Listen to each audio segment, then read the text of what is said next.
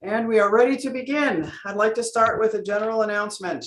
This week, the association received several complaints regarding political mailers and emails.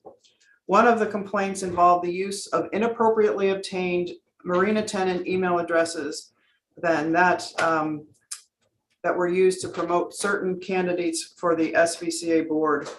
Another complaint was about a similar communication that had been sent by the Sudden Valley Golf Club to all golf club members, again recommending certain candidates.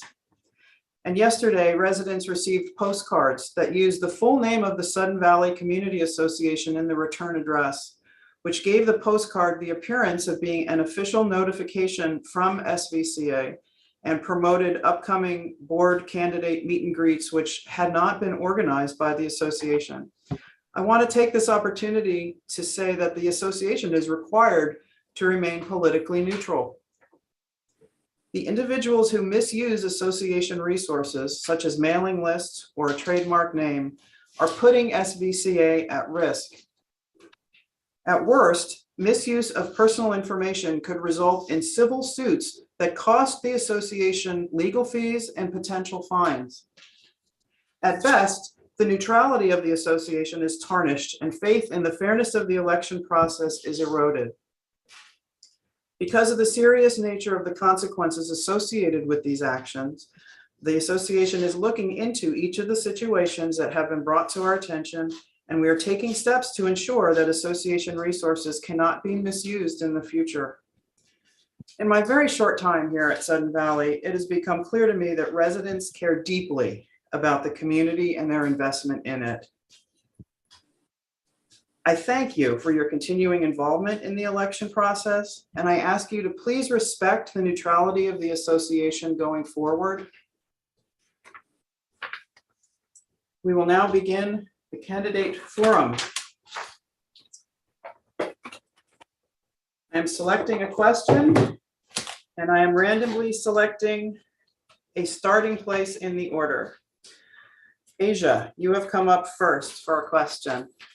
And the question is, do you think that FireWise and Clean Green are important services for our HOA members with regard to increasing our community's safety from wildfires? If not, please explain. If so, are you willing to support funding them at a level that adequately meets the needs of all of our members? Yes, I think so. I don't know how much that would be. That would be a question that I would need to ask someone that had more knowledge on that. It doesn't say the amount, but obviously I think that is, there's fires, there's smoke outside right now. So yeah, I do think so. Okay. That's it. Next question being randomly drawn will be fielded by Tara DeVoe. Tara, as a candidate for Sudden Valley Board of Directors and understanding that this is a larger HOA with private roads and infrastructure to a degree, what would your plan be to improve emergency preparedness for the community and to comply with the items listed and Whatcom County Consolidated Emergency Management Plan?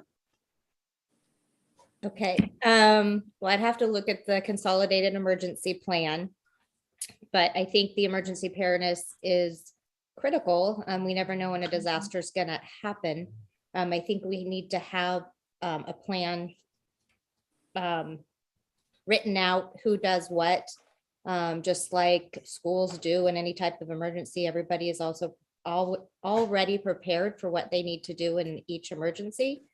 So I would have to look at what we already have.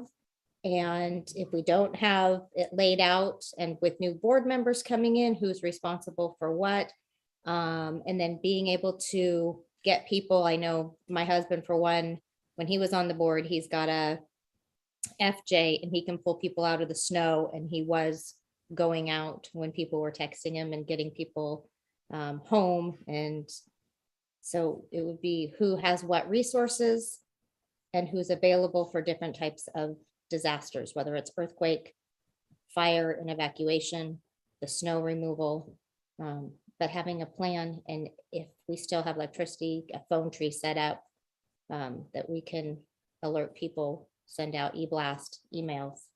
So everybody knows where they can go for safety and who to contact. That's all. And it's Tara, by the way. Tara, sorry. That's okay. Thank you. Next up is Nancy. Nancy, early during your term, the Board of Directors will conduct a new community survey. Which specific survey topics do you consider fundamental, and what will you personally do to improve the response rate compared to the last survey? The last survey rate was actually pretty good, but you can always improve. What topics would I like to see? People are concerned about trees, and that's across the gates. Everybody's concerned about clear cutting lots. I looked at the Whatcom watershed overlay district, like Whatcom overshed. Yeah. There are a lot of things in that are not enforced in Sudden Valley because the county literally does not have the time to ride through Sudden Valley and look at what's going on, including illegal dumping, which I reported this summer, a bright yellow slurry running down into Strawberry Creek through a ditch. I think we need to look at, can we enforce or fine through the ACC for county violations? I think it would go a long way towards getting compliance that we're not seeing, including root protection zones around the few trees that are left standing. The only orange fencing I've seen is next to me because I contacted the county and said, he's not doing it. And they did push that one. It's a cheap thing for a contractor to do. I could go on, but I really think we have an opportunity here. Thank you. Thank you, Nancy. Next up is Lori Robinson. Lori, the question is, what are your plans for the male clusters for winter? They are dangerous in the snow and rain. Do you plan on solar lighting and a roof overhang of some type? Would this raise our dues? Well, that's a tough one to answer because I don't have any knowledge of what the problems are. I myself live in gate 3. I'm at the bottom of gate 3. Our mailboxes are completely accessible. So I would have to look into what are the issues in each of the mailbox clusters and look at the feasibility of solar lighting if necessary. I don't think solar lighting is just for winter. I think even those who get there in the summer, if it's needed, it's needed year round. So I would need to look at those. That's not something I've ever even thought of before. But I would take in, if that's a concern of the community, I would definitely look into what it would take to upgrade the safety factor of our cluster mailboxes. Thank you. They're not putting location, just names, and I'm asking them, but they're not compliant. A note for the attendees who are submitting questions, please, in addition to your name, put your address or your division and lot number so that we can confirm that you're a homeowner. And if you've submitted a question without that information, please add to your question so that we know who you are. Thank you. Okay, next up is Andy Glover. Andy, your question is, how will you support expanding the culture of respect within Sudden Valley, including the board of directors, Sudden Valley members, and Sudden Valley operations? Might a code of conduct document be useful in planning? I think code of conducts are very useful in planning. Frankly, there's a lot of crosstalk in meetings. While I understand that, we have member comments, I'm not personally a fan of the question and answer format. I would really like to take member comments, maybe reply to them in the next meeting, post answers to them. I'm personally not a huge fan of the back and forth that occurs, because during that discussion, there's not a lot of moderation. There's not a lot of necessarily control over that conversation. You get some less than civil discourse during that time. But I would love to see a code of conduct implemented. I think personally, from my interactions with staff, it's been nothing but respectful and amazing interactions. But yeah, I'd like to see a little more moderation in board meetings and maybe a little less chatter. Thank you. The next question is for Stuart Mitchell. What do you like least about Sudden Valley? Well, the thing that I like least about Sudden Valley is all the divisiveness in Sudden Valley. There's no reason for it. This is a wonderful area. It's a beautiful community. There's no reason why people can't treat each other with respect. And I don't understand why that doesn't occur. Sounds like there's a lot of bad things happened in the past, but those were in the past. It's time to move forward. It's time to improve the situation. And really, that's the only thing that I don't like about Sudden Valley is there's just a lot of divisiveness, a lot of bickering, a lot of finger pointing, arguing in public forums. Illegally posting people's pictures on Facebook. It's just incredible things that happen. I just don't really understand why that is. It's not who I am. And that's the one thing in Sudden Valley that I'm really disappointed about. Thank you, Stuart. The next question is for Morgan Libby. Morgan, Sudden Valley rests on the shores of one of the most polluted lakes in the country.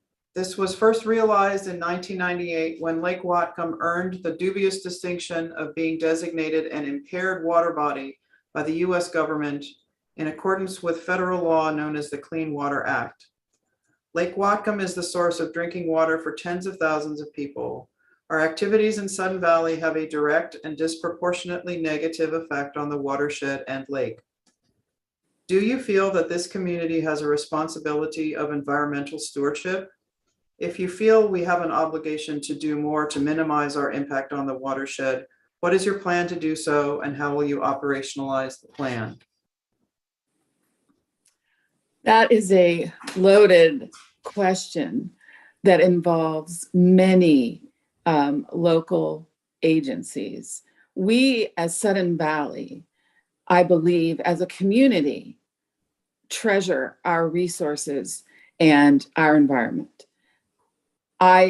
We work in conjunction with the Lake Whatcom watershed overlay. We work with Lake Whatcom County. We work with Lake Whatcom Water and Sewer. We have a lot of relationships that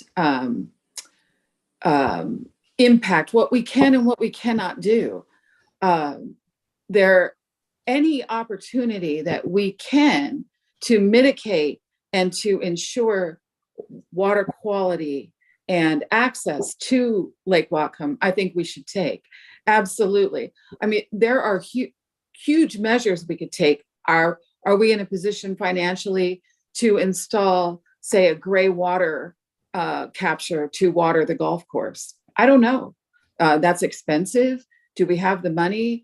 Is it feasible? Do we use enough water to provide gray water to water the golf course? I don't know. But I do believe that preserving and ensuring our natural resources is truly the unifying factor of all the residents of Sudden Valley. That is something that we all agree on.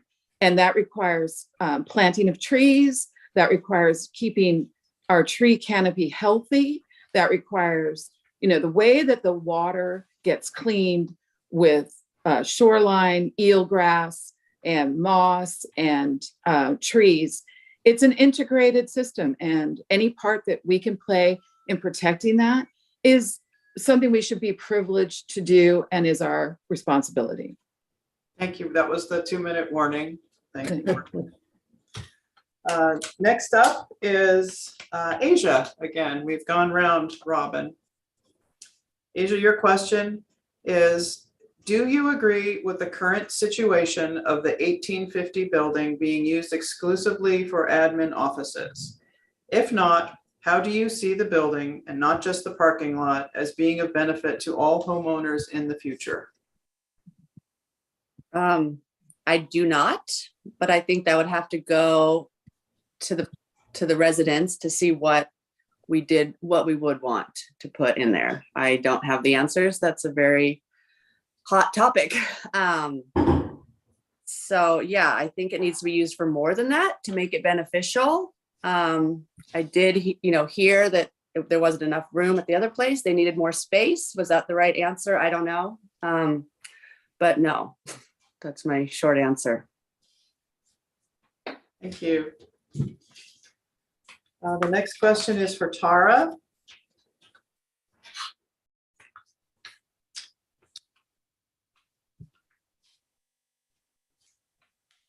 Sorry, it's in cursive. It's a little hard to read. What is your opinion on the purchase of property on Lake Louise? Would you have voted for or against?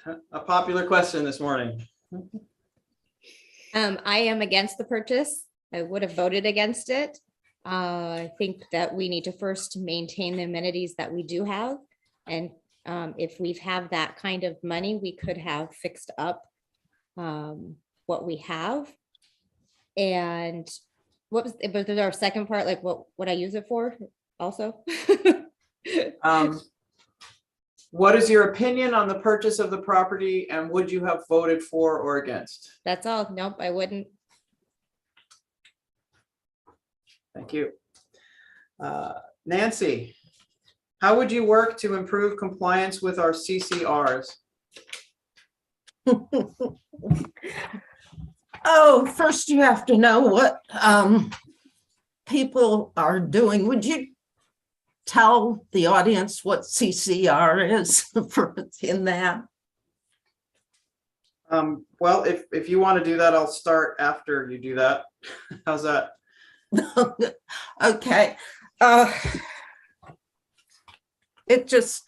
think one thing we need to do is get an environmental specialist and permitting person on board, because a lot of what goes on is related to what can be permitted, whether it's in our regulations or not. We had one, he left, and let's get another one. I think everybody pretty much agrees with that. As far as what else I do, I think I'll leave it at that. Thank you.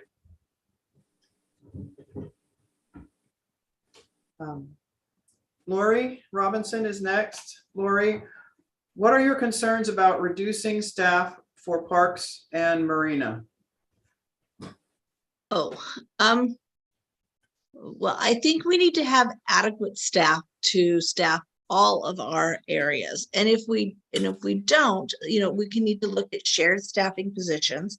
So maybe the marina doesn't need a full 2 staff, they only need 1.5, and parks need 2.5, that there can be some cross sharing of FTEs. Really, not being currently on the board, I don't have access to a lot of the information and anything other than what the general community has. And, do we have enough staff? Well, are we functioning with staff? We went to the managers and asked the managers how much staff do you need? And that was what was allocated. Now, was that adjusted at all to meet the budget? I don't know. If the parks manager said we need 3, and we said, well, our budget's only going to allow 2. They said, well, okay, we can deal with that. That's very different than saying, 2 is good. So I think we need to actually look at all our staff and are they being used to the best of their ability? Are we having a lot of downtime? Can we cross-train staff? Is it sometimes better to contract out than it is to have staff, like maybe some of our maintenance? Do we contract out and free up maintenance workers for someplace else that can be cross-trained? So until we really get in there, I mean, you have to know I'm not privy to all the information that has been discussed in past board meetings. So I don't know. I did review minutes. The minutes are very minimal at best. So I don't have a lot to go on to quality to answer that. I have had many, many years as an HR manager and a director of HR. So I do understand staffing. I just don't have the information right now to say, is our staffing levels adequate, correct? And That was the do warning. they fit with our Lori. budget? Thank you. I'm sorry? That was the 2-minute warning. Okay, I'm done. Thank you. Okay, next up is Andy Glover. Andy, what are your thoughts about bringing back the 2 dedicated parks maintenance staff? When it comes to staffing, I want to make sure that we have the flexibility that staff is where they need to be. So if our maintenance staff is needed on something that's not parks, someone would be able to focus there. When we need people working on parks, I want to know that we've got maintenance staff that can flex over there, that we've got temp workers that we can hire, we can contract out whatever is needed in parks. It's like Laurie said, it's a tough question because we don't know the full numbers, how the discussions went with each manager about the staffing levels they need. And it's kind of hard for people in the community to be, like basically a shadow management and saying where staffing needs to be if, the administrators that we hire to run the day-to-day operations, who are there actually know what we need in staffing. And if they've given, these numbers, this is what we need. Frankly, I trust our administration that we hire. I think they're doing a good job at this point. Thank you. Next up is Stuart Mitchell. Stuart, and please remember everyone that these questions are randomly drawn. What do you like best about Sudden Valley?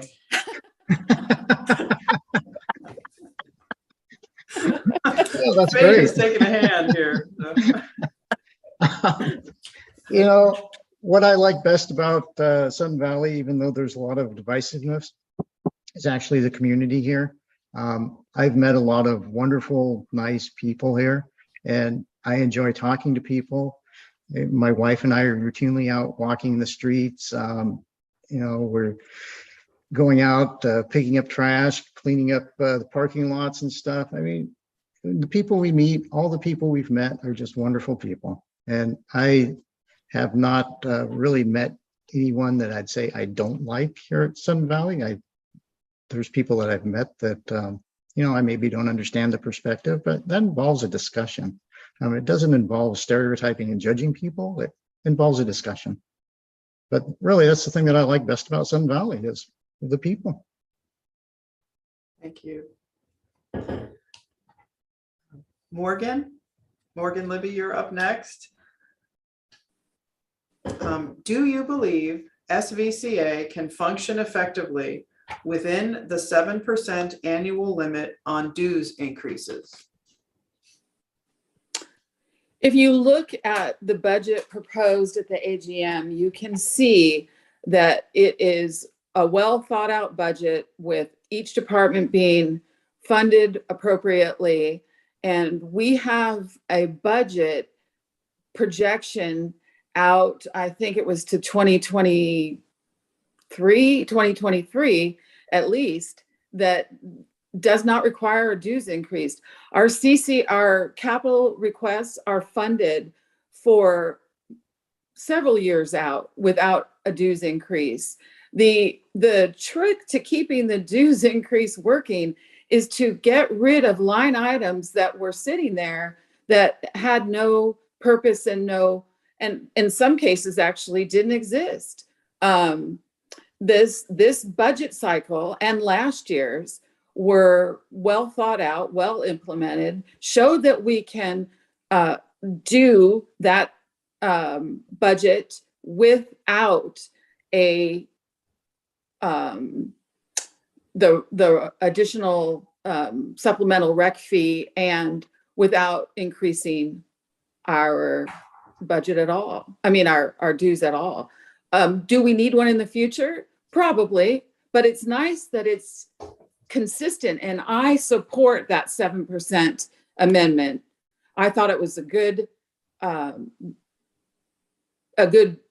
for the residents, and it was good for SBCA to know what their incoming funds will be for the sustainable future.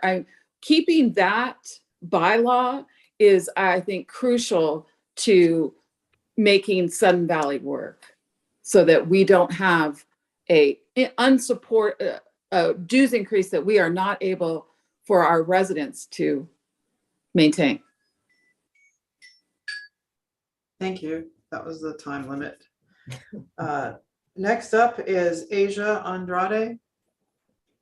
Asia, what alliances or affiliations do you have with Vision 2020 and those who promoted the plan? Sadly, I don't even know what that is. Sorry. Okay, So I have no answer for that. thank you. Sorry. Honesty, right? Tara, you're up next. If the community survey results diverge from your interests in competing for a director position, how will you support the community's stated preferences? Can you repeat the question, please? Sure. If the community survey results diverge from your interests in competing for a director position, how will you support the community's stated preferences? I don't know if I quite understand the question there. If the survey doesn't, if there's a survey in the community and it doesn't agree with what I want, I'm gonna go with what the majority of our population wants, because that's what anybody on the board of directors should be doing, is doing what's in the best interest of the community and what the majority of the community wants for our community. So I hope that's answering that correctly. Thank you. Yeah. Next up is Nancy. Nancy Alionak. Nancy, Sudden Valley doesn't have a great reputation out in the real world. What do you think you can do to improve that public appearance? You're right. We have a horrible reputation out there. We, at one of the Lake Whatcom policy group meetings, one of the water district representatives referred to us as the Red Menace, because Sudden Valley build out was colored red on a chart, and he got laughs. So what can I say? That was that was the clearest thing. We're treated as a cash cow, basically. Our utility payment for the overlay district that is collected through Lake Whatcom Water and Sewer is basically, the spending on that is set up by the county. And I just saw their projection, and we don't really get anything out of that 400,000 plus a year we spend in there to come back to Sudden Valley. It goes to Geneva. It goes to Silver Beach. It's basically being used to spiffy up Bellingham's urban growth areas. So how do we stop being a cash cow? I actually don't know how much we can do, though I would really like to see our Lake Whatcom Water and Sewer District areas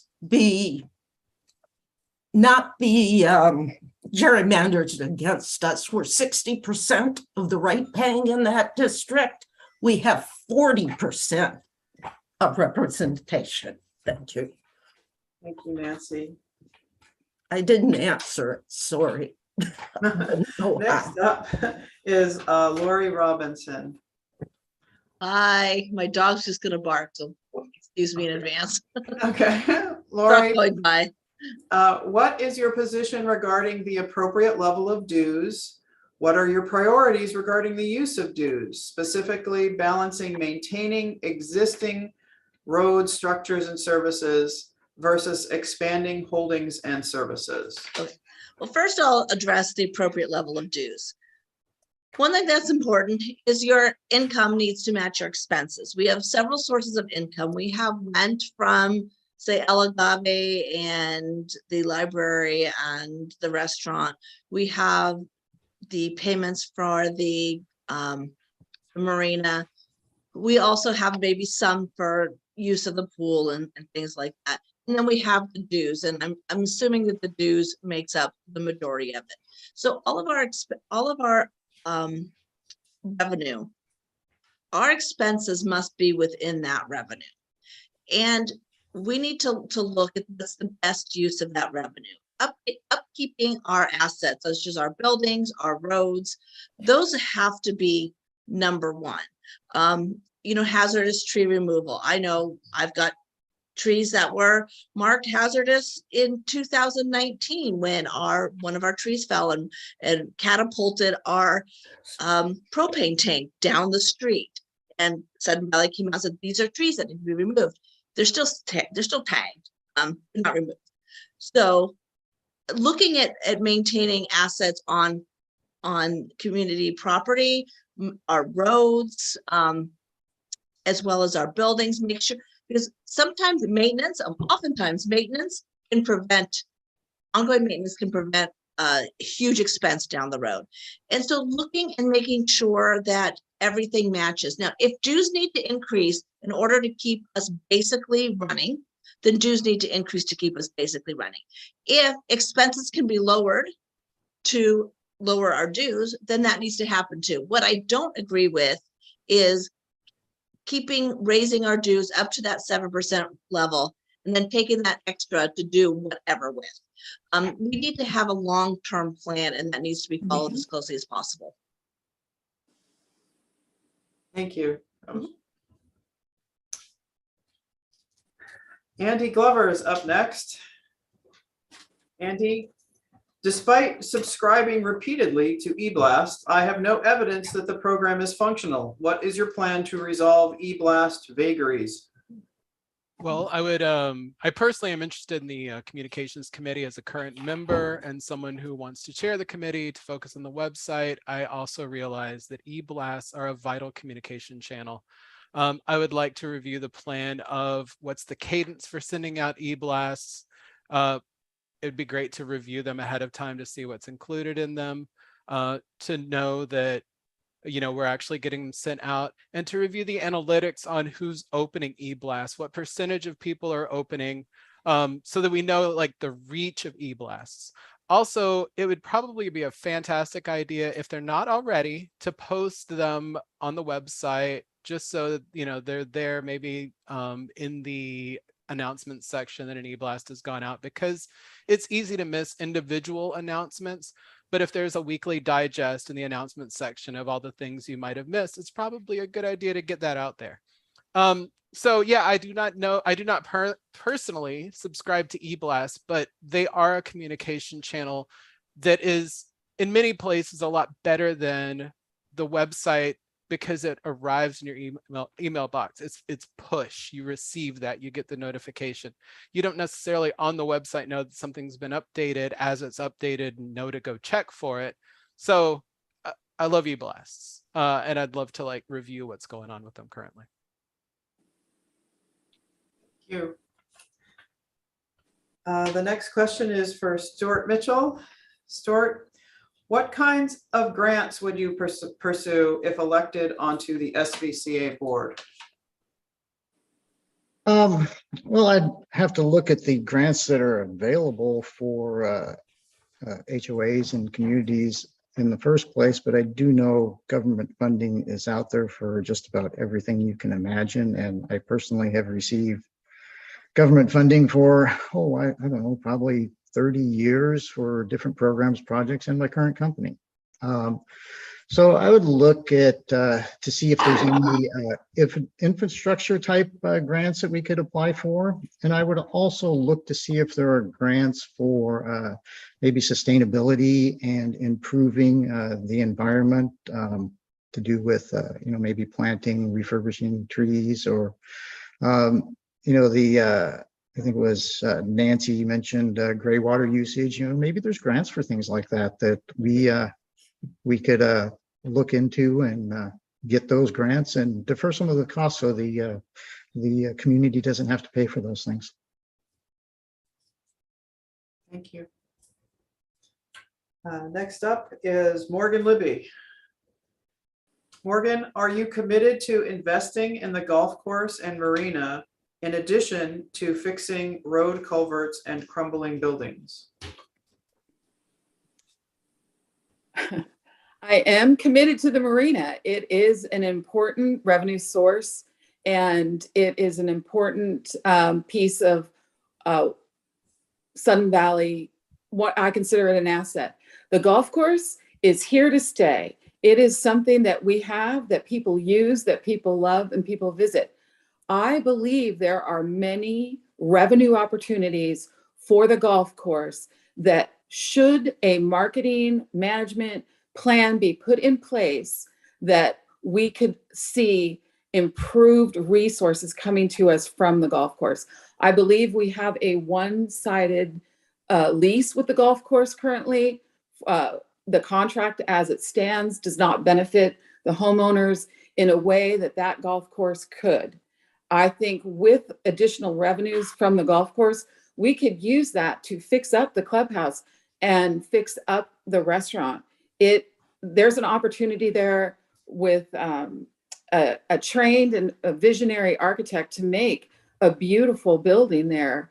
I have personally toured the offices that were there, and they're abysmal. I mean, it's just not ugly in there. It's uninhabitable.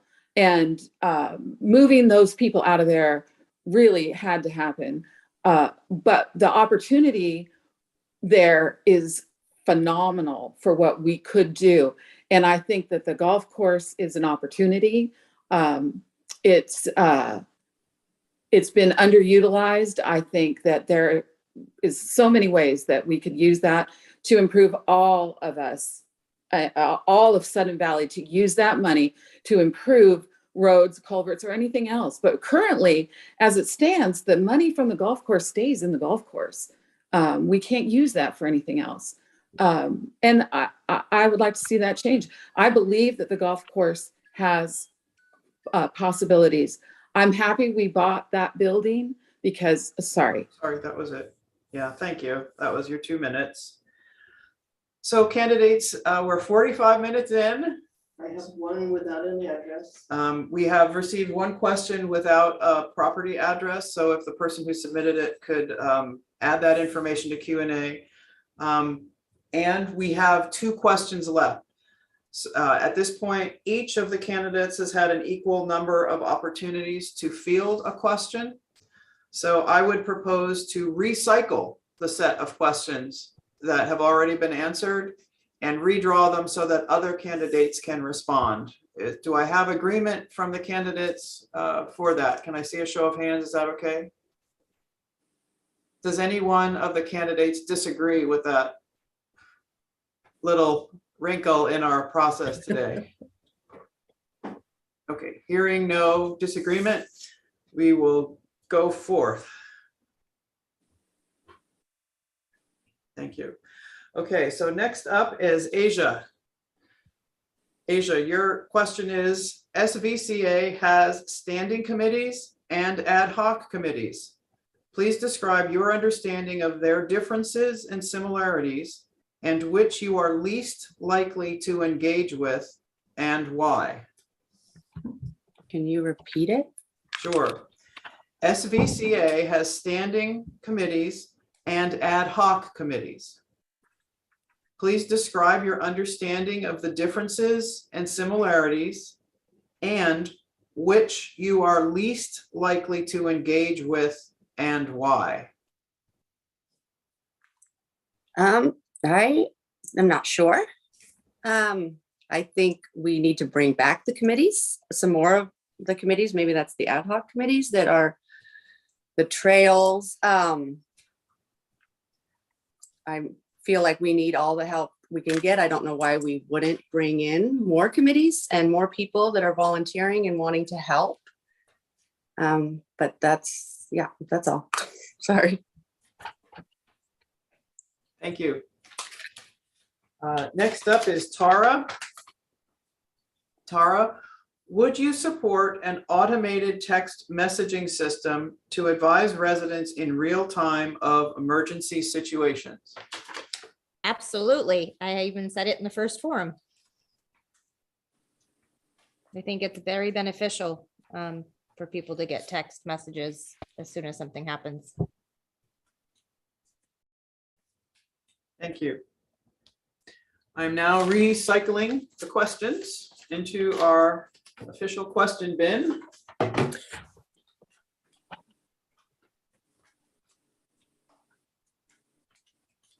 do have a question for you. Yes. Yes, Sandy.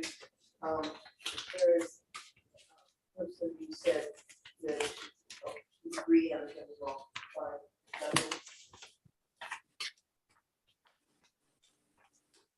Thank you for your patience. Your support staff are working feverishly to manage this high-tech process.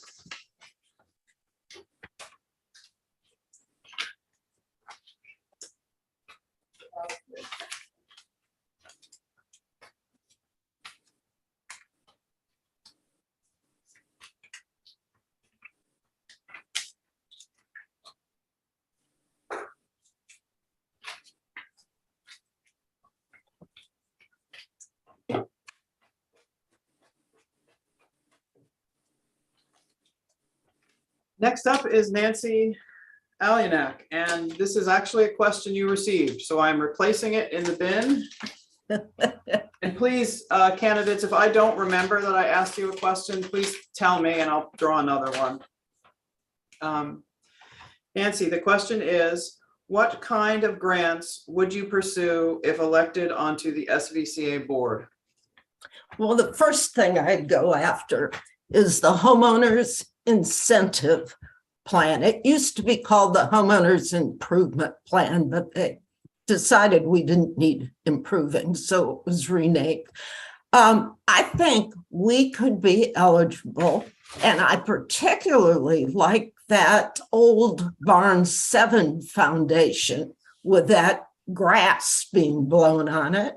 It has to be native landscaping. That's in the plat and the permit for removing the foundation. For most of it, although there's a strip up against that rock wall that can be other landscaping, but you know, you can do a lot of natives. I would like to see a professional try and turn that into like maybe some seating and some picnic tables, and that could go along with whatever we end up doing with Barnes 6, which actually you tear off the wood, put in the door, the garage type doors that fold up. That could be used for farmers markets and other things. People could go buy things or eat or look at, and then go sit in the native landscape areas. But I think the homeowners incentive plan, which is funded by Whatcom County, and that thing we pay over 400 grand a year, the that's administered by the Water and Sewer District, as well as Whatcom County, is just ripe for the picking. Thank you. That's your 2 minutes. Nancy, thank you. Next up is Lori. Lori, what is your position regarding the appropriate level of dues? Did you have this question? I had, if not that exact question, I had one very, very similar just this last round. Okay. Then I'm going to defer that question to another person and pull a new question for you. How would you work to improve compliance with our CCRs? Okay, so I will kind of start with the definition of what I know of CCRs. It's covenants, something, and restrictions, or maybe the C's are around. But what it is, it's basically, in layman's term, are rules. It's the rules that our community lives by. Sun Valley has one. Each of the condominium associations should have one. And it's rules like, you know, what colors you can paint your house, what your quiet hours are. It's kind of the two governing documents. You got your bylaws and you got your CC&Rs. Or CC&Rs are the ones that we'll call that are like enforcement. So I do see, I mean, I have houses that I drive by, I'm going, gosh, I really wish they didn't have all these cars or the garbage in front of their house, or maybe their culverts need cleaned. So I think as a community, we need to look at our CC&Rs, make sure that they are appropriate for the times, and then go ahead and look. And if you see something, not come down and slap fines because they haven't been enforced for so long. Look at the violations, look at what's going wrong, and seeing what we can do as a community to help each other to bring our community back up to one of those stellar places where people want to move to, not from. Thank you. Next up, Andy Glover. Andy, what is your opinion on the purchase of property on Lake Louise? Would you have voted for or against? At the time of the vote, I was actually not in favor of the purchase. When I was listening in, I was kind of surprised it was all going down. Because, you know, the board was elected to keep dues low. And I thought that that was off brand. It was actually a surprise. As time has gone on and we've learned what the conditions were like in the offices, in the clubhouse, my opinion on this has changed drastically because frankly, I can't imagine our employees having to go to an office like that. The repairs that are needed in there, the amount of space available, how our records are being stored. It was all really actually surprising to me, and I had to get educated on that, and I had to like look into that. So now in hindsight, it actually makes perfect sense. At the time, it was surprising. At the time, if I was on the board and I didn't know what I know now, I'd probably have voted against it. As it is now, seeing the inside of the building, seeing the repairs that have been made to the deck, to the siding, I think it's a great purchase. I think it's a beautiful building. Thank you. Stuart Mitchell, what are your thoughts about bringing back the 2 dedicated parks maintenance staff? Well, you know, since I don't really know how they're defining what the maintenance staff and the Parks and Rec staff are doing at the moment, I can tell you right now there's a real need for, you know, someone going out and picking up the trash around the parking lots and the streets and stuff. I'm not sure if that's part of the parks maintenance or not. But I think we probably need more staff than what we currently have. I don't agree with removing staff, but I don't know the whole situation. I'd have to review the budget and evaluate it and go forward from there. But you know, just in looking at how things are being maintained and all of our amenities and the parks, you know, we need more staff to take care of those things. And whether it's these 2 people that were cut or whether it's different staff that are more efficient, you know, I don't know. You'd have to evaluate that situation at the time. Thank you.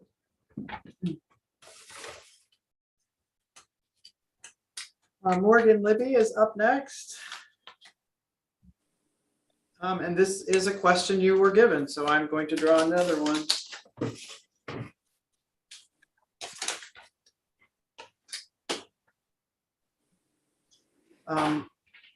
Morgan, what are your concerns about reducing staff for the parks and the marina?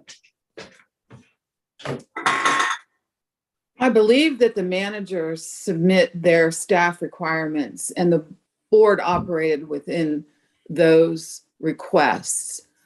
There's a lot of misunderstanding about people and where they are because people were moved. So like Marina was put under Parks. So the people went into the Parks Department. Looks like there's one less person at the Marina when really they're in Parks. I think the most important thing about staffing is that you defer to your manager and the operations staff before you assume what we need. If additional staff is needed, I trust the managers and administration to come to the board and ask. If work isn't getting done or visually by residents appears to be so, then that can be an operations question, not necessarily a staffing question. There might be a way that those people could be assigned more efficiently. But I think it's not the board's job to create staff positions, to decide on the number of staff that are required. I defer to operations for that information. If we need more people, how to fund them is a different question. Thank you. So I encourage attendees to submit additional questions. We've built up a few more. And so after this next round of recycled questions, we'll be able to do a round with the new questions if we get a few more. So Asia, you are up next. Do you believe SVCA can function effectively within the 7% annual limit on dues increase? Not to repeat what was said last time, but I do. If we have a budget plan and we stick by it, I think that for sure. But at some point, yeah, we're going to need to put more money in. I think if we had more amenities or more events and more community, and we had these events that we went to, we would feel more justified for the 7%. I think if we could see where it's going, see the improvements on the parks, and justify the 7% a little better. Thank you. Tara, as a candidate for Sudden Valley Board of Directors, and understanding that this is a larger HOA with private roads and infrastructure, what would your plan be to improve emergency preparedness for the community and to I comply? got that one last time. Did you have, Yeah. Kate wants you to answer that question. I apologize for reading it again, everyone.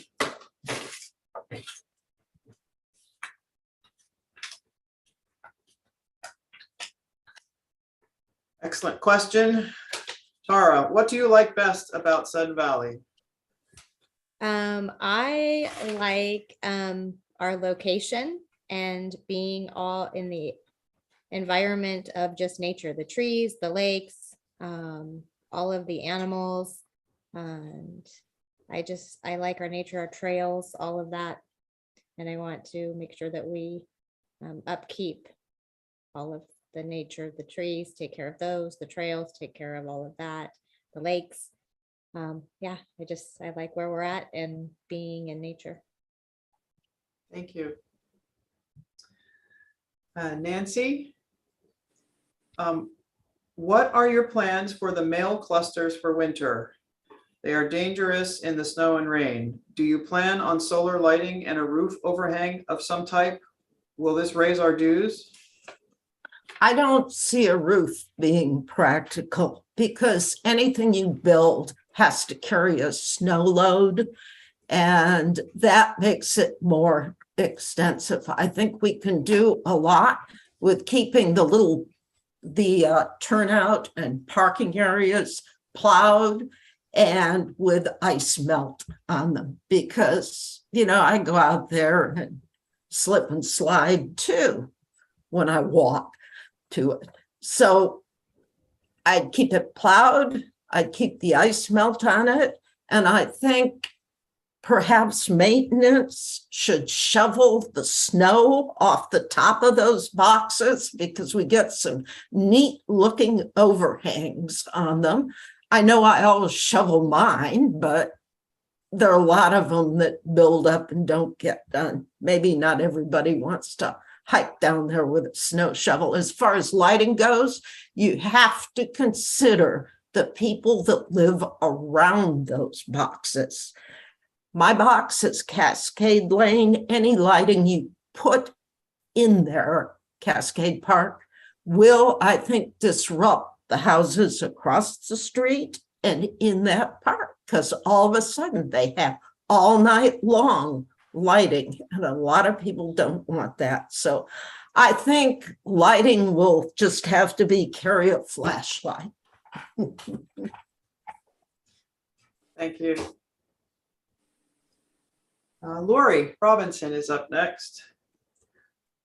Lori, do you think that Firewise and Clean Green are important services for our HOA members with regard to increasing our community's safety from wildfires? If not, please explain.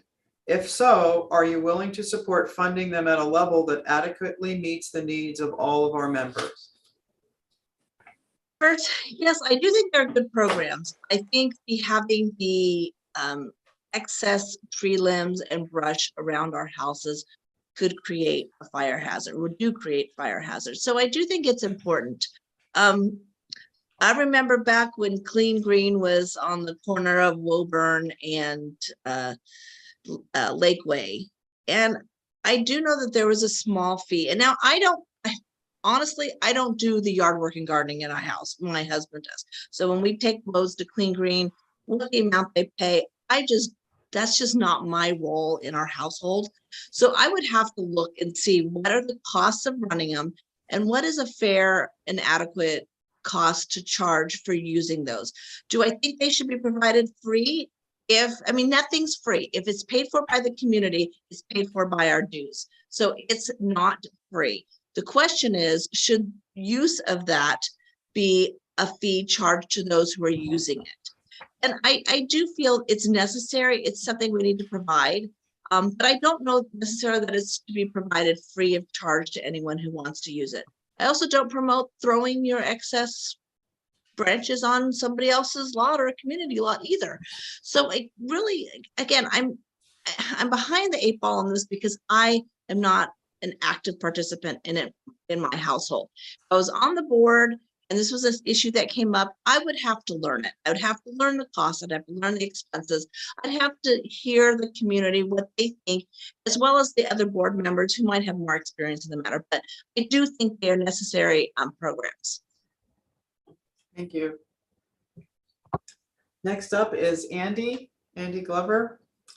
Sudden Valley doesn't have a great reputation out in the real world. What do you think you can do to improve that public appearance? Probably getting off Facebook, probably literally everybody getting off Facebook, because that's really where the division is. There might be some next door, but next door requires you to be in the community. The more that we're together in person, the more that we're actually interacting, the better interactions are, the better we are socially, the better we communicate. A lot of, it goes back for years, but a lot of this started kind of happening in the pandemic when everybody was at home. People turning to Facebook for those social interactions, and then it becoming more of an argument or more of a toxic environment. When we've interacted in person, when we've hung out together, when we went to the little park things, I'm sure where Stu, when the ones that he's doing at the firehouse, that's really where we're at our best. That's really where we're at our more cohesive as a community. Frankly, meeting new neighbors since we moved here and interacting with them has been like one of my biggest highlights. So the more that we're off of social media and not engaged in the outrage loop that goes on, the better things are, the better that we look as a community. And another thing that we need is just stability in our board, our election, our dues, our, special special general meetings, all of that just kind of chilling out. Let's just be boring as an HOA so that we don't have all this crazy excitement that people from the outside learn about and think that, wow, it's going on in Sudden Valley again. Let's just be boring just for a bit. Thank you. Stuart Mitchell, would you support an automated text messaging system to advise residents in real time of emergency situations? Oh, yeah, of course. I think it'd be a great service. I thought the e-blast was a great service. Getting messages out to the community in case of an emergency is a very important thing. Especially when you start getting into the neighborhoods that are a little further off of Lake Whatcom Boulevard. You need to get people out in a timely manner, and in emergency situations, you need to do that. And text messaging is a great way to do it. Thank you.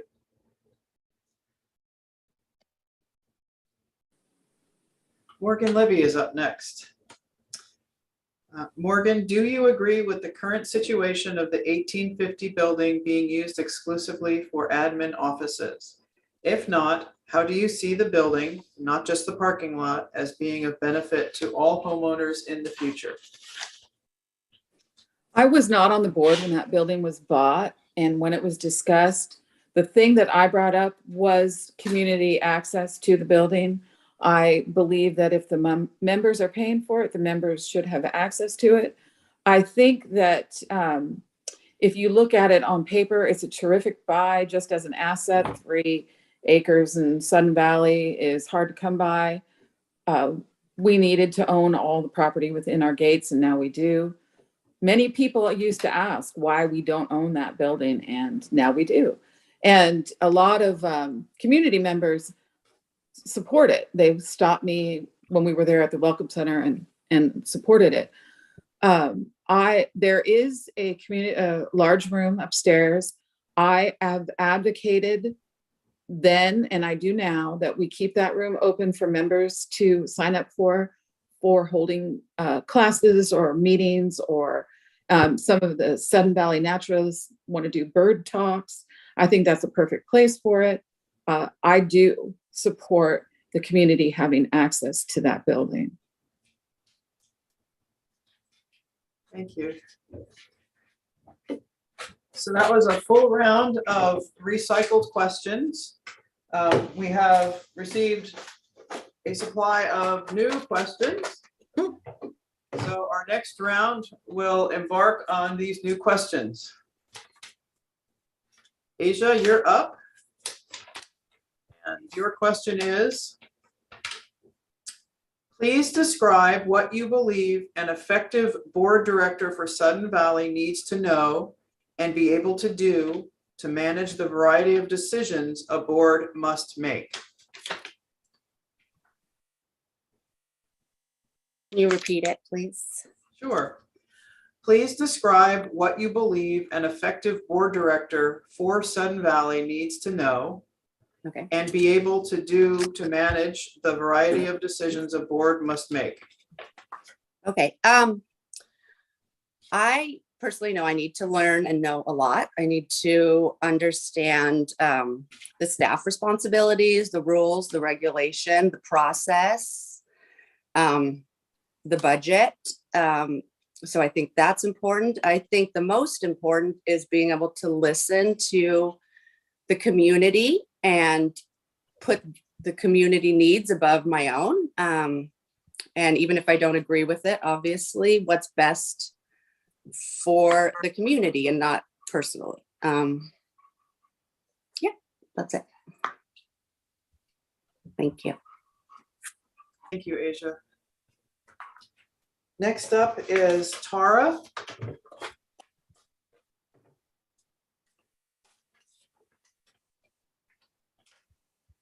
From your viewpoint, in what ways should or should not a director role intersect with staff in management roles?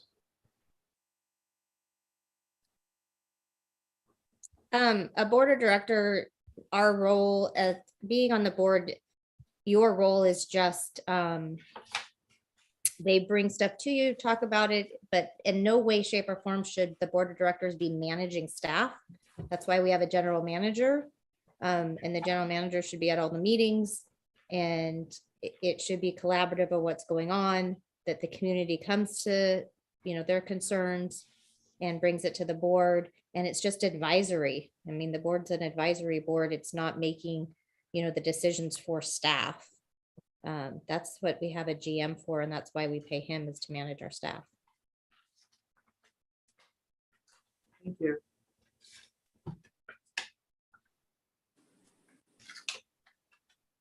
The next question is for Nancy.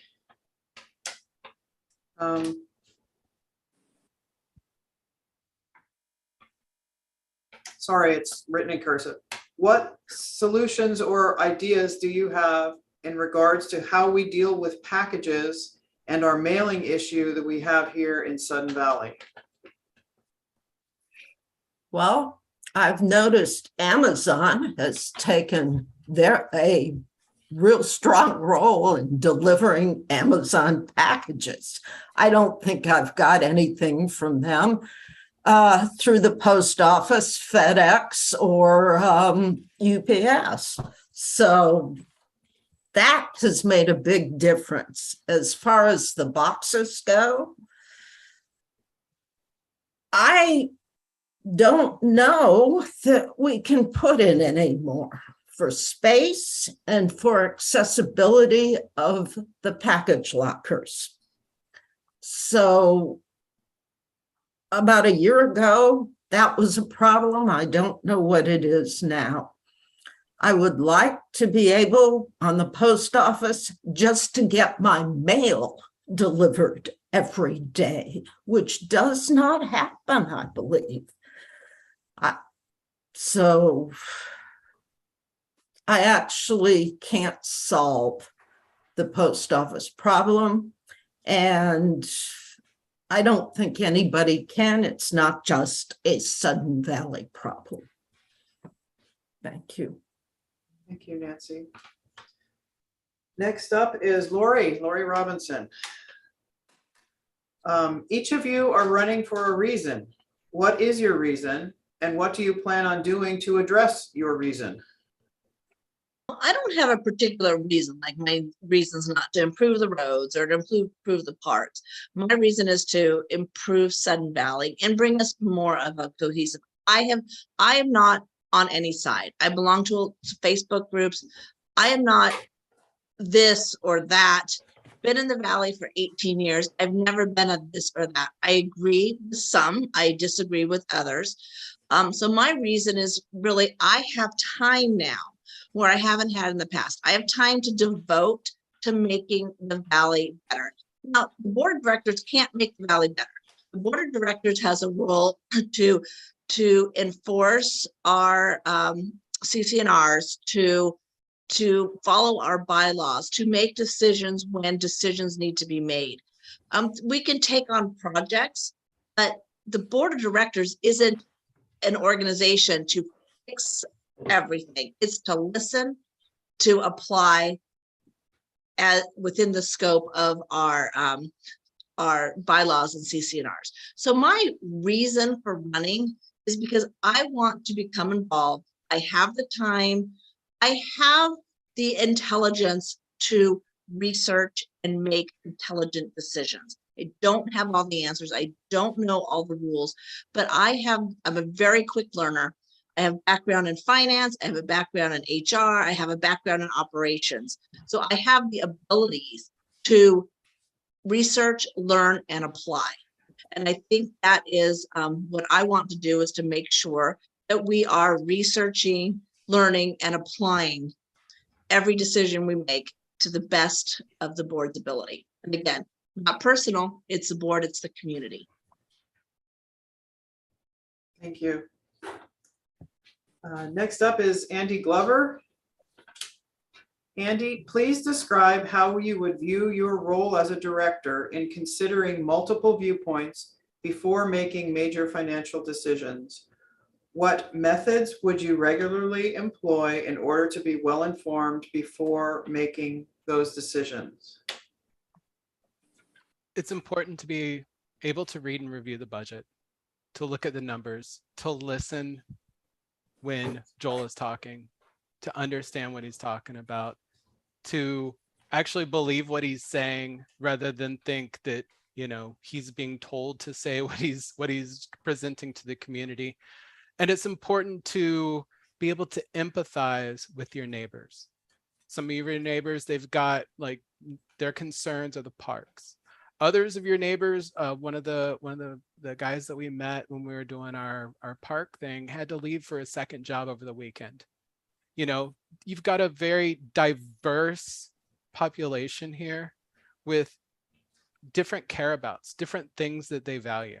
And it's really all about listening, hearing, knowing what's important, what's critical, knowing what the community needs. Safe roads that are in, you know, good repair is something that we need critically, and knowing what things are important to the community, but that can maybe shift next year, park improvements, stuff like that. But, you know, it's really important to keep the whole basket of everybody's wants, everybody's needs, everybody's care abouts, and to be able to prioritize that and to deliver on that strategy. Thank you. I'm sorry, I don't mean to interrupt, but I have to go. I want to thank everyone and thank for the opportunity, and talk to you guys later. Thank you, Asia. Sorry. Next up is Stuart Mitchell. Stuart, being that our reserve funds are not adequately funded, what selection of tools would you propose to select projects to fund and start? Could you repeat that, please, Joanne? Certainly. Being that our reserve funds are not adequately funded, what selection of tools would you propose to select projects to fund and start? First of all, my first comment would be I'm not really aware of whether the reserve funds are adequately funded or not. That's the first step, is to determine if they're adequately funded or not. But assuming they aren't, because whoever asked the question doesn't believe they are, the tools that I would use to get things funded and improve things is really a community involvement. You know, you can do all sorts of community events to raise funding, you know, and get money to take care of whatever needs to be improved in the community.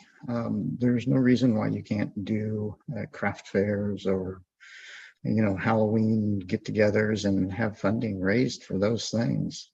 It doesn't necessarily involve increasing dues or anything like that. There's many different ways, and there's grants. As Nancy has pointed out, the Whatcom County one, that seems like a really good thing to look at there, but there's numerous ways to get funding that don't involve raising dues, and you should take advantage of those. And the big one is community involvement. Thank you. Thanks. Next up is Morgan Libby. Morgan, how do you handle disagreement when working as part of a team? Provide an example in your professional or personal life. Thank you.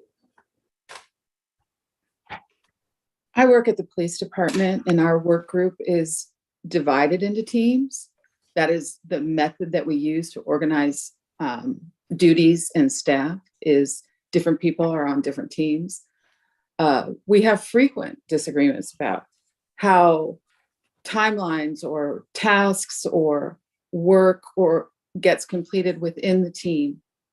But we also have requirements, right? Because it's the police department, we have federal and state requirements for how we do things. We must work within those requirements. We're obligated to the public to produce documents in a certain time frame. When we have public requests, we're required to complete backgrounds timely. The way that you do that is listening and looking at it. It's beyond just listening. It's really hearing when someone says we need to do this quicker, what do you mean? Do you mean that it's not being done fast enough, or do you have a misunderstanding? The single most important part of working in a team is listening to what people are not saying as much as it is what they are saying, because sometimes it comes with a perception, and you fix the perception, then you fixed the problem. But teamwork really is listening. Thank you. Next up is Tara. Tara, please describe what you believe would be an ideal, healthy, optimally functioning board of directors for Sudden Valley. In other words, what would one expect to see and hear from a board of directors like this?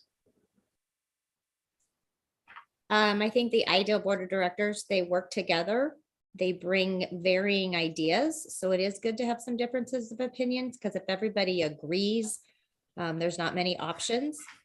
So that everybody listens to each other, they listen to all the ideas that come in, because I believe that when you bring two sides together and you work together and compromise, you do come up with what's best, because it isn't one-sided.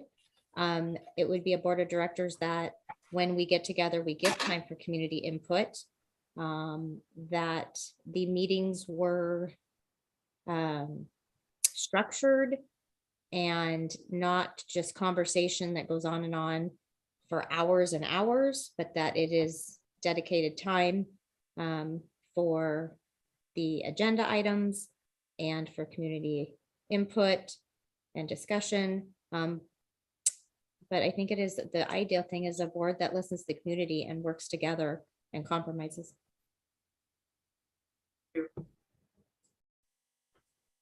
Nancy, what is your idea for creating revenue for the Welcome Center? I don't know that we need to create revenue from it. It was bought to be offices and as a place people could gather. If we can rent out the upper room, that would work.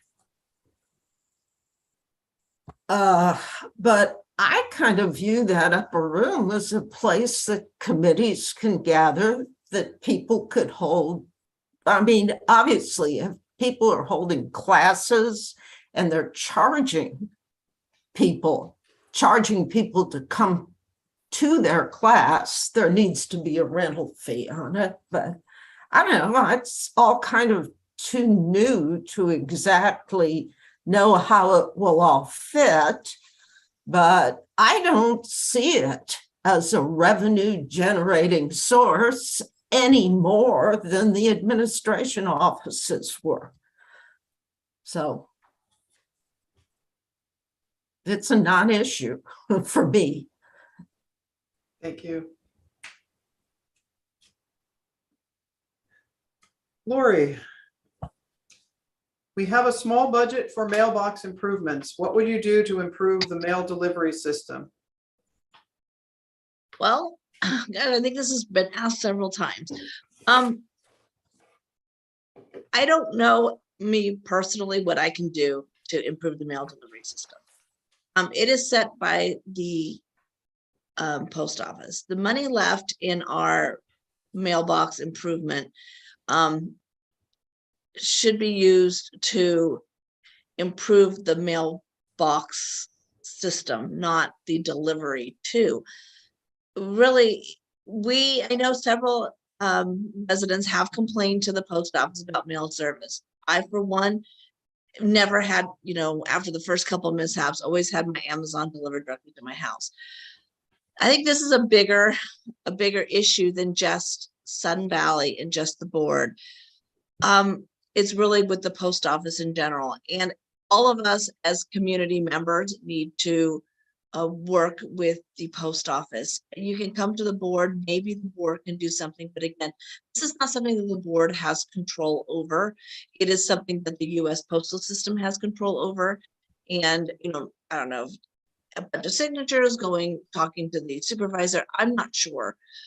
Personally, I have not had, other than Amazon packages not being delivered, I have not had an issue with the mail, but I do understand many have. And again, if it's an issue, we can write to them or go to them representing the community, but it's not necessarily an issue that is that the board is responsible for. Now, it doesn't mean we can't help with it. It's just something that we're not responsible for according to our bylaws and our CCNRs.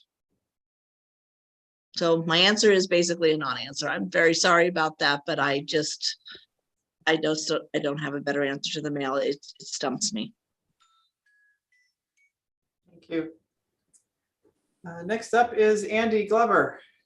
Andy, being on a board is tough and often thankless job. Thank you for your willingness to serve. If elected, please describe what would be your approach to engaging with community members across the political spectrum, those with whom you're finding agreement, as well as those opposing your views. You're welcome, Megan. Hi there. So honestly, a lot of my involvement with the community thus far has been in the communications committee, which I hope to chair. And it's a committee that does a lot of work to get articles into the views, to amplify messaging, to, remind people that, hey, there's a board meeting, stuff like that. And frankly, on this team thus far, we've had a good mix of people from different political viewpoints.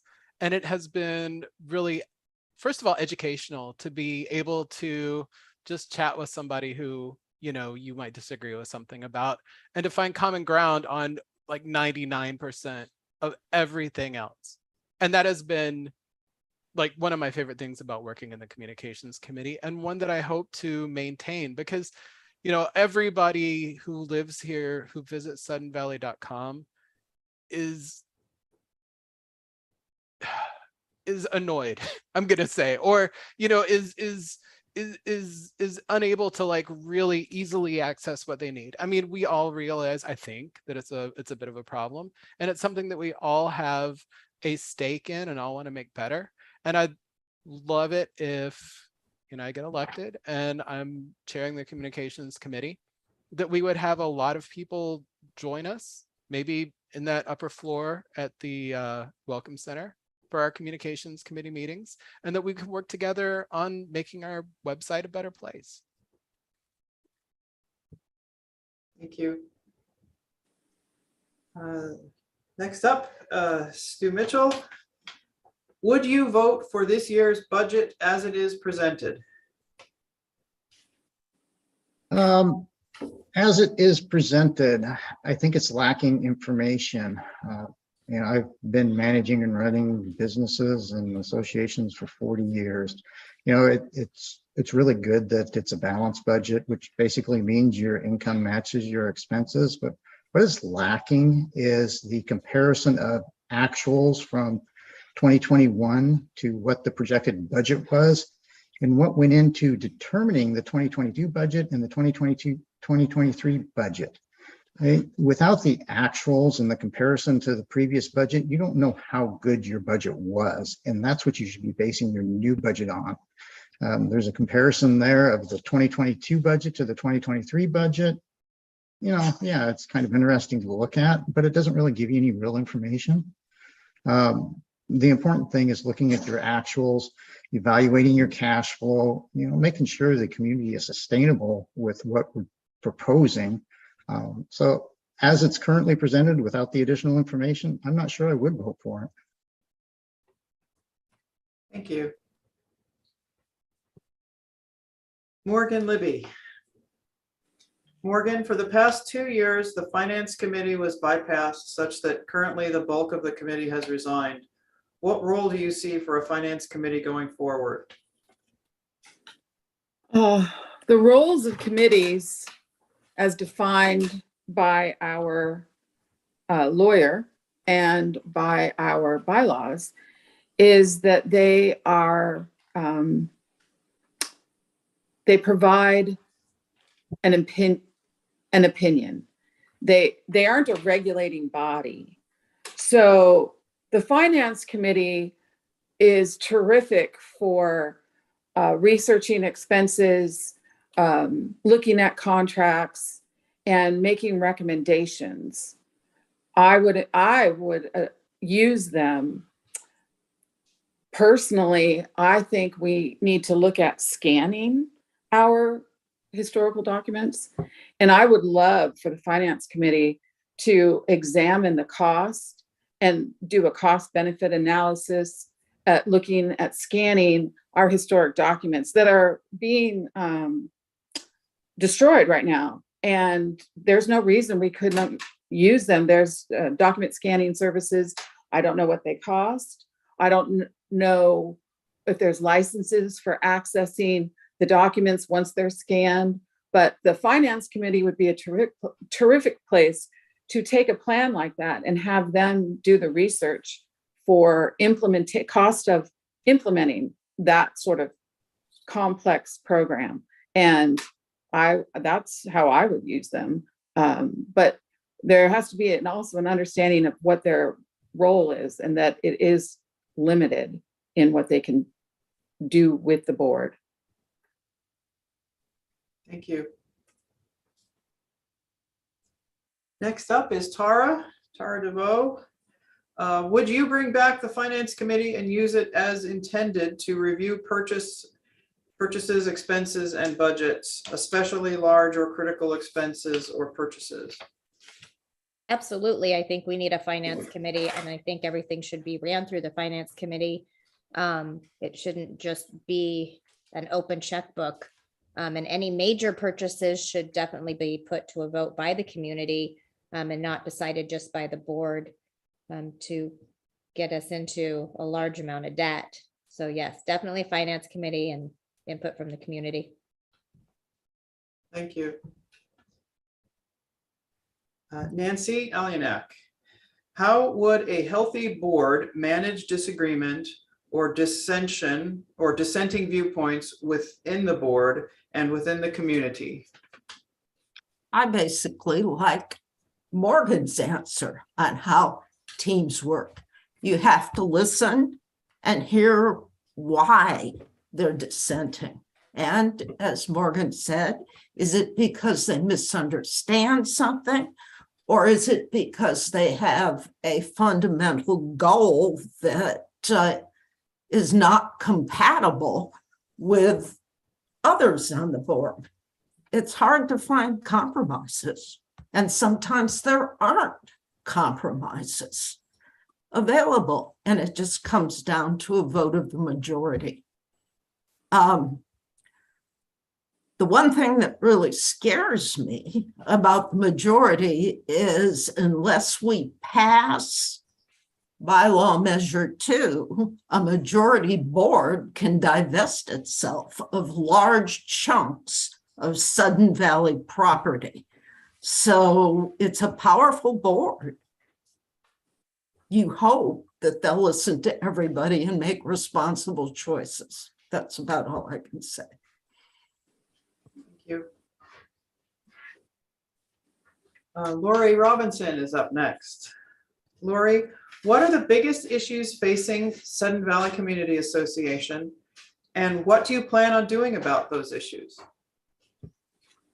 Oh, biggest issue.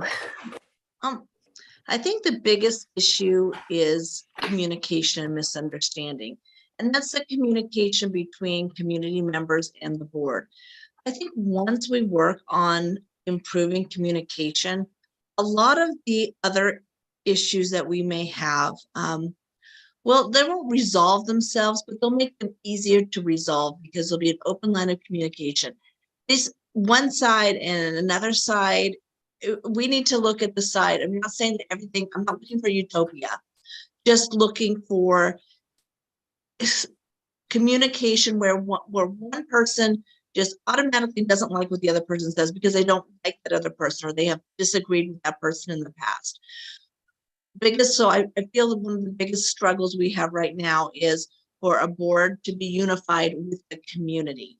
Again, you don't have to agree with 100% of everything everyone does, but there should be unified. And those that don't agree should understand why the board, if you disagree with what the board did, the board should be able to communicate why they did it and support the position on what they did. So, for example, they had to destroy the barn. Why? Because it was going to fall down and hurt children. So that could be, I just made that up. That could be a reason why, it's all about communication and then fixing what needs to be fixed. And what I don't know what all the answers are. I don't even know what all needs to be fixed. Some things are just emotional fixes and some things are physical fixes. So we need to work on that. So I do think communication, once that's resolved, it will open a line to resolve many other issues. Thank you. Next is Andy Glover.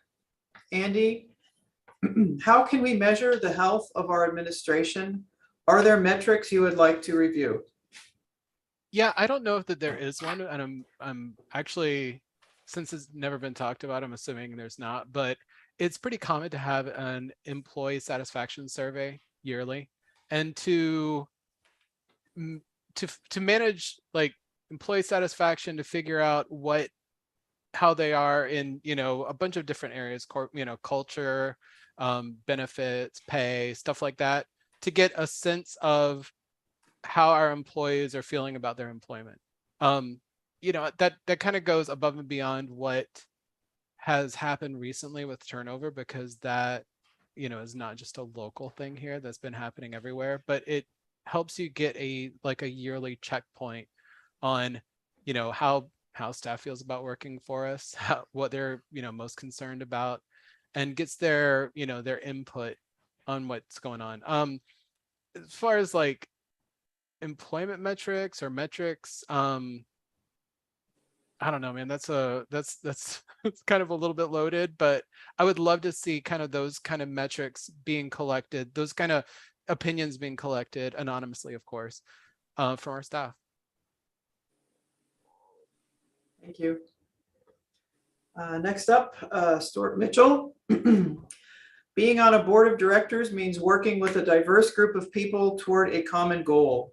In such an environment, it makes sense that there would be multiple perspectives on the same issue and not always 100% agreement regarding necessary decisions. On a scale of 1 to 10, how important do you think it is to seek out and understand viewpoints that differ from your own or from the majority? Describe the skills you possess which would support you in engaging with this type of work. I'm assuming 10 is the most important, and I think 10, it is the most important thing that you do, is to seek out opinions of other people, understand why they have the opinions they do, look at other people's point of views. What skill sets do I have? Well, I'm a very open person. I love talking to people, love hearing other people's opinions. I like having discussions. I'm not really a debater. I'm more of a listener.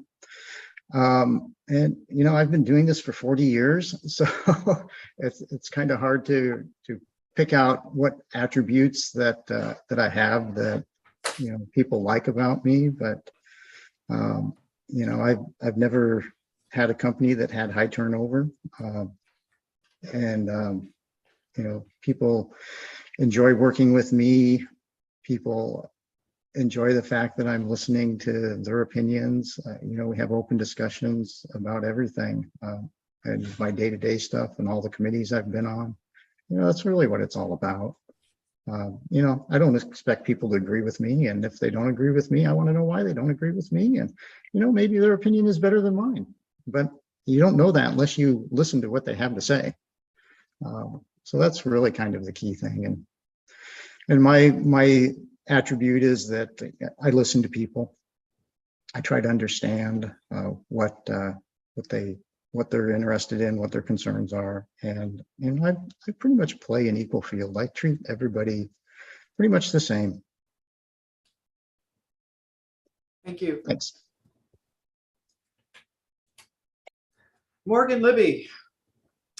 When Sudden Valley was founded, outdoor lighting was limited to strictly necessary. New building often includes over a dozen outdoor lights on all night. Do you believe dark skies is an important feature of loving the natural environment? Actually, I do. One of the most charming features of Sun Valley is the darkness, the lack of streetlights. I like that. I know that there are ACC requirements that lights be covered.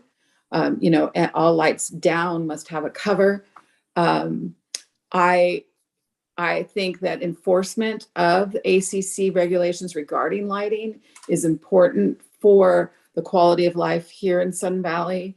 The ability to string lights on your house certain times a year should be complied with. We should. I also advocate having if any astronomy group wants to use the parking lot at the Welcome Center at night for sky watching, that we work with security to have those gates open for them. Also the marina is a place, but there's a lot more light there. So that particular parking lot is open and it's dark. I think that is restoring our natural environment includes darkness. It's good for the animals and it's good for us. So I quite like that Sun Valley doesn't have a lot of lights. Thank you. Tara, you're up next. What personal or professional element of your background enhances your ability to serve on the board? Well, I'm a school counselor, and so I think it enhances my ability to serve on the board is because I listen to people and hear what they're saying and take the time. I don't try to rush people through if they have something that they want to talk about that really matters to them, to listen to their whatever they have to say, however long it takes. I know that at board meetings it would be limited, probably to 2 minutes, but if somebody needed to stay after the meeting to talk, assuming and hoping that we're going to be back in person soon, that we could stay after and talk and listen to what they're saying, and getting back to people, emails, phone calls, whatever is needed, that people aren't left in the dark when they have a question. And if I don't know the answer, finding out the answer for them. Thank you. Nancy Alionak. Community surveys often generate a very low response rate and may not reflect a majority of community views. What other tools would you use to ascertain the needs, moods, and wishes of the community?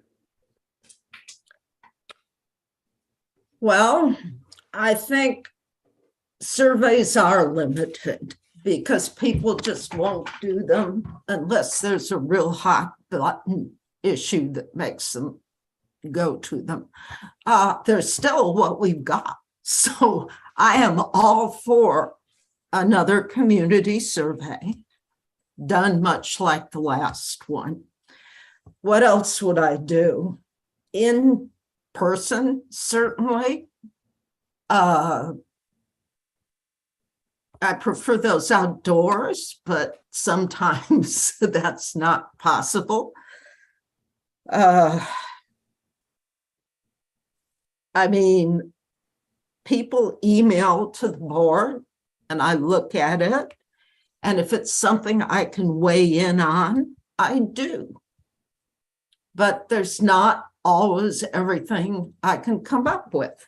And it's important to get people to respond. As an example of a survey sort of thing that wasn't the majority, but kind of pretended to be, the recall petitions. They cost us 17 grand, by the way, to do that SGM. So, it's somehow the noisiest ones, like those petitions, just don't reflect the majority, and they clearly didn't. But I don't have a perfect answer for this. I don't think there is one. Thank you. Thank you, Nancy. Next up, Lori Robinson. Lori, how do you keep communication fair and unbiased when members of the board and those running for the board make up the communications committee? Well, how do you keep communication unbiased? You're talking about, we're talking about running during a campaign. Information has to be factual. I mean, that's just it. So when putting out information such as when are the community forums, everything like that, they should be put out as soon as possible. I am a little bit taken aback on the untimely submission the untimely notification that we got in regarding this. Also, the fact that as running for as a candidate, the communication coming out to us, I mean, we got no rules, like this is what you can do, this is what you can't do, this is what the forum is. I would have thought that would have come out immediately after the close of the forum. So as well as I know I've seen a lot of questions in the question and answer queue here about having somebody who withdrawn on the ballot. We had a deadline of when we had to withdraw. At that time, I'm assuming it went to print. Once it went to print, there's nothing you can do about it. So that's my opinion on that. So communications, I don't know. I don't feel I was communicated to the best of the communication or the nomination committee. I'm not even sure who was supposed to get it out to us. I don't feel that was done in a timely manner. But how would I, if I was on the board, how would that happen next year? We know when elections are. We could probably right now today look at a 2023 calendar and say, this is when the committee forums are going to take place. So I don't know that there should be a lot of anything but factual. I mean, we should have a calendar that on the second Saturday of That's the October, warning, Lori. there's, so that's my feelings. Thank you. Thank you very much. Next up is Andy Glover. Although Sudden Valley maintains a waterfront off-leash area for dogs, many dog owners take their dogs to other lakefront locations and let them run free. If you are a dog owner, how do you feel about this? And whether or not you're a dog owner, how would you address it? We are not dog owners yet. That's like something in our future that my wife has made her peace with, that we're going to have a dog, but since we were moving so much, we just don't yet. If she was around here, I would really upset her by saying she doesn't like dogs, and she would probably argue with me and we'd go back and forth. But we're going to eventually have a dog, and when we do, we're definitely not going to take the dog anywhere off leash except for the off leash area. It's a matter of respecting your neighbors. It's a matter of, just keeping your dog under control and on a leash like they should be anywhere that is not an off leash area. As for enforcement, I don't know the security can enforce that. I would hope that they could. If not, that's an issue. And it's, I know that there have been many people talking about people in the neighborhood with larger or dangerous dogs, not keeping them under control. And I, frankly, like you just can't do that. Like, that I this isn't enforcement. This is just like, that really upsets me that it happens. It upsets me that, people's dogs are jumping on other people, or, like scaring their dogs, their smaller dogs. Yeah, so I don't know that. I don't know how we enforce that, but frankly, it's something that we all have to, all dog owners, as I will be very soon, need to really keep control of your dogs. Thank you. Next up, Stuart Mitchell. Stuart, SVCA amenities are open to the public. How do you feel about use fees for non-members? Well, I think we already have use fees. And I think it's a good thing if they're not members of Sun Valley community, they should have a fee to use the amenities. I think there's probably some restrictions on the parks as to far as use fees on parks, and they'd be kind of difficult to enforce. But yeah, I don't have a problem with use fees for using Sun Valley's facilities for people who are not members of Sun Valley. I think the fees should be fair and reasonable, kind of in line with similar amenities throughout the county that the public has access to. But yeah, I don't have a problem with use fees. Thank you. Morgan Libby. Not everyone will agree collectively. How do you handle differing opinions? Well, like everybody does, you listen to what people have to say, you listen to why they're saying it, and it's really important to explore different agendas, different downspout issues that come out of a position. Some people, look at A and don't realize that if A, then you have C, D, and E. And if you inform, then they might come over to your position. So really making people aware of all of the issues, that the cumulative effects of an issue, and as a board, you have a majority vote. So, but information and collaboration are really the most important parts. Thank you, Morgan. We have 7 minutes left in our time today, and we have now given each candidate an opportunity to answer the same number of questions. I'm going to ask that for the remaining questions, we limit our answers to 1 minute so that we can fit in one more round of questions. So next up is Tara. Tara, would you consider having tiered dues tied to a metric like property value or some other metric? I actually would not. We all have equal access to all of the amenities, and we all are equally responsible for Sudden Valley. So I think that we already have the developed lots and the undeveloped lots, which I do agree with because they're not actually living on the property. But other than that, we all have equal access and are equally responsible for everything in Sudden Valley. So we should be paying the same amount. Thank you. Nancy is next. Nancy, how would you propose Sudden Valley work closer with the Water District and DNR?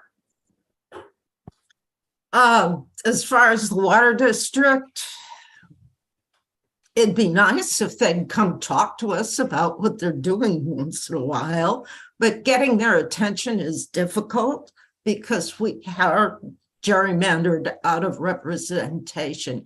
DNR, well, they have our lease for the water bottom, which affects what we can do with the marina, but I don't know that we have an issue with them since the county took over all that acreage for the park. Lookout Mountain Park. That's it. Thank you. Lori Robinson. Lori, how long have you been a resident of Sudden Valley, and what major change have you witnessed over that time that you would like to improve or work more on? Oh, well, I've We moved here with our family in 2004. So I've been here about 18 years, well, just over 18 years. And I have, I've seen growth. So growth in the valley has been some of the biggest. I've had, houses go up around us. And I think we grew more than we were expecting to at a faster curve. So I don't think all of our facilities and our roads have kept up with our growth. I'm not saying that we shouldn't have the growth. I just think we need to learn to have the services be more aligned with the growth and make sure that we keep up with our community. Thank you. Andy? Are you committed to investing in the golf course and marina in addition to fixing road culverts and crumbling buildings? Yes.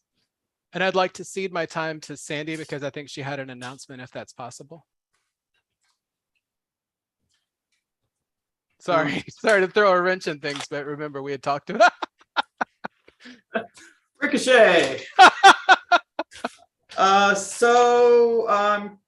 Turning off the timer, and what I would like to do, Andy, is have you answer your question, and then we have Stuart and Morgan after you. Sorry And about that. then- Yes, yes, and then- absolutely. We should invest in everything that we've got, all of our assets. Okay, thanks. Thank you. Stuart, you're up next. What is your position regarding the appropriate level of dues? What are your priorities regarding the use of those dues, specifically balancing maintaining existing roads, structures, and services versus expanding holdings and services? I think the current level of dues seem to be pretty appropriate. Back of an envelope calculation tells me that Sun Valley should be able to maintain itself on the current level of dues. As far as maintaining our current amenities, you need to evaluate which amenities have priorities, but yeah, they should all be maintained equally. The ones that need the most work probably need a little bit more funding than the ones that don't need work, but yeah, there should be high priority on everything. Getting the community in and out of the neighborhoods, if the roads are bad, that would probably take a little bit higher priority for me than other things. But if we have amenities, we should maintain them, and we should figure out the appropriate allocation of funds to do so. Thank you. Thanks. Morgan, and this is the last question for candidates. Candidates, so to speak, promise the sky, but then when the going gets tough, resign before their term is out. If elected, what kind of commitment can you make? Well, being on the board for the short time that I've been on, I have made a commitment and I haven't missed a meeting. I took vacation time in order to attend a meeting that happened while I was at work so that I could take the 2 hours that I needed. So that's a level of commitment I don't know other people have used because I work nights. I own a home in Sudden Valley. It's not an investment. It's not part of a portfolio. It's not a wide array of investments that I own. My home is here, and I'm committed to my home. I'm committed to the community.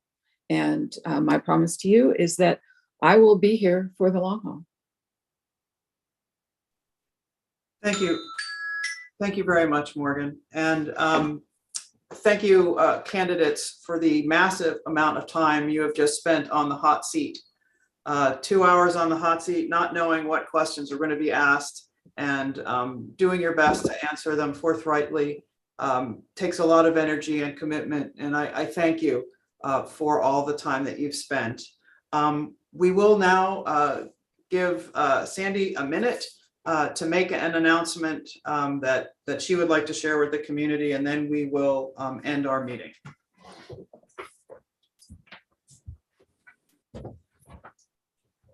I want to take the time to say I've enjoyed my time on the board of directors, but due to personal reasons, I decided to withdraw my candidacy. I did so after the publications were already completed. I apologize. I did not mean to make it any topic that any effort should be spent upon.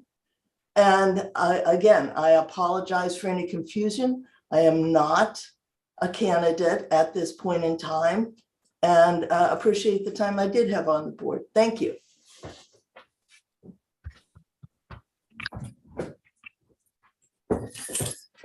So not only will I thank the panelists, the candidates today, but also the audience.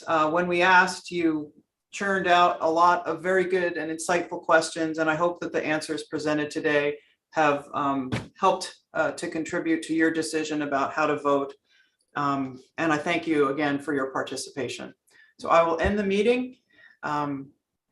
Enjoy your remaining Saturday and Sunday. Joanne, thank you. Thank you so much.